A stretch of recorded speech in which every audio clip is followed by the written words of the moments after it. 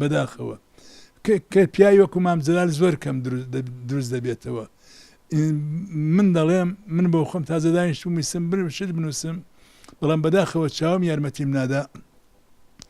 ئەگەر هەرچی ئەگەر فرمێسێک دابارێنم وەکو بارانی بەهار لە ئاستی ئەو کۆستە گەورەدانیە، ئەگەر خەمی هەموو دنیا لە کۆڵ بکەم لە ئاستی ئەو خەمە گەورەدانیە، لە ئاستی ئەو کۆستە گەورەدانیە، چونکە مام جەلال بزوێنەری هەموو ڕووداوەکان بوو.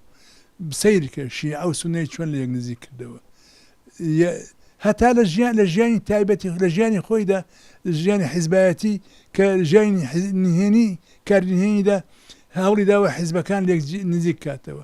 حیزبی شیوعی چەند پارچەوە هەمووی لێک نزیک کردنەوە کردوێتی، یعنی وای کردووە کەوا یەک بگرنەوە. حەزی بە ژیانی تەبایی و دەستایەتی دەکرد، حەزی بەخۆشی بەوە دەکرد کە ڕەوتە پێشکەوتنخوازەکان یەک بگرن، نەک دوو بەرەچی و ناخۆشی لە بەینانە بێ.